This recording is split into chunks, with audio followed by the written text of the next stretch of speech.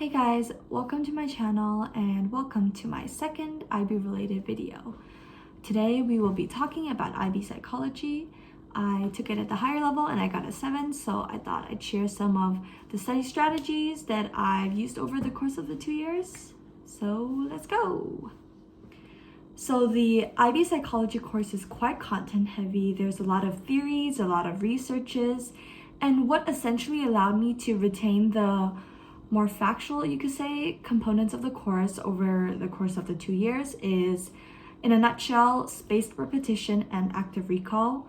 There are tons of videos out there about spaced repetition and active recall, but basically, spaced repetition is the idea of distributing or spacing out our learning over time, and it's based on something called the forgetting curve, if you've ever heard about it. And it's basically the theory that if we learn something new, but we don't reinforce or review that information, our memory of it weakens over time. And the curve was approximately exponential. So that means that after you learn some kind of new information, your memory retention drops the most rapidly right after or soon after learning it. So let's say within the first few days, after which the rate of memory loss kind of slows down. So if we don't want to forget something, what we can do is review the information soon after learning it, and then again after 1 day, after 3 days, after maybe a week, after 3 weeks, 1.5 months, and so on, with increasingly longer intervals of time between the review sessions. Now, in these review sessions, active recall is a really efficient way to review. Essentially, you test yourself and actively retrieve the information from memory instead of maybe rereading the information over and over again, which I used to do. If you reread the information, it's more of a passive way of learning and it's easier, but from my personal experience, it's much less effective than active recall. And it's possible to do spaced repetition and active recall with physical paper flashcards, but I've tried it before, but honestly, it just takes too much time. So instead, I would recommend that you probably use an app or websites based on spaced repetition, which will save you a lot of time. I personally like using Anki. It's an app. I like using that one best, but you can use whatever app you prefer that uses spaced repetition. So what I basically did was, from the beginning of the course, every time we learned a new topic in class, such as brain imaging, localization, role of neurotransmitters, I would choose around 2 studies and add them to my flashcards. And I would include the researcher, year, aim, participants, procedure, and findings. And depending on the topic, I would also sometimes write a short paragraph about the theory, such as, for example, what's social cognitive theory, what are its key components, etc. And I would try to word it concisely, frequently using words like because and therefore. And this is basically so that the points would logically flow and logically follow from the previous to the next. And by actively retrieving the bits I remember about the theory and then training them together logically and then checking back with my textbooks or my notes in case I forgot something crucial.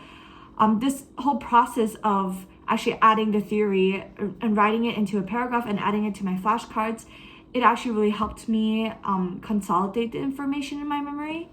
So then I would try to review the flashcards daily, weekly, monthly, and so on, based on the settings in Anki. And so what then happened over time is that I didn't forget these studies and these theories. And I managed to keep doing this for most of the biological and cognitive approach over the course of the first year. So for my semester exams in year 1, I actually didn't really need to cram a bunch of studies, and I could focus my revisions more on the evaluations in the long answer responses and the few theories or studies that I had left out.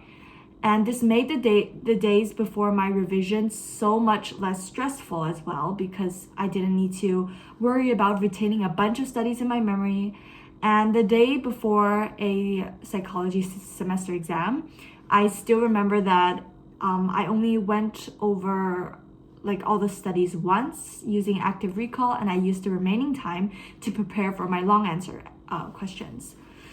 And I just want to add that by no means did I perfectly stick to this spaced repetition schedule. There were definitely plenty of days and even weeks when I missed my revision, but that was mainly in my second year. So I'm really glad that I did put a lot of effort into my revision in my first year. So the biological approach was the first approach that I covered. So obviously I had the longest time to review for these studies and knew them better than the cognitive or social cultural studies.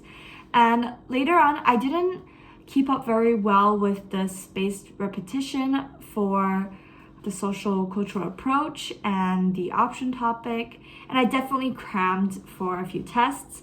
But because I already had two approaches basically pretty much under my belt. So, and the biological approach definitely takes up a huge chunk of those studies. So then I could use the days before my exam to prepare more for the other areas that I missed out on. And what eventually happened was that by the time my final IB exams rolled around, I was mainly preparing and developing the evaluations and discussions in my long answer questions. And by the way, I'm going to make a video specifically on writing long answer responses in a future video, so stick around for that. So earlier I mentioned that anytime I learn a new topic, I would start reviewing 2 studies from that topic, but please don't use that as a rule. It's somewhat of an overestimation because later on I focused on just one of the 3 main approaches for my long answer questions, and then for the other 2 approaches, I could just focus on knowing all the studies for my short answer questions. And another reason is that there are quite a few studies that can be used across topics. So for example, McGuire et al. Is a useful research. It can be used for brain imaging, neuroplasticity, localization. So my tip would be to look out for those studies that are relevant, that may be relevant for answering multiple exam questions across topics. But also don't stretch it. A research might be relevant, but at the end of the day, does it develop and further your discussion or argument or contribute to your critical thinking? Once in a while, I did prepare an additional research because I felt that it would really add to the discussion. And other times, I might be introduced later on in class to a new study that I wanted to use instead of a previous one I had already reviewed.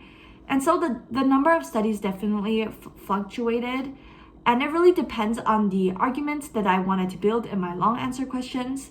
So you're definitely going to get exposed to much more researches than you need for your exams.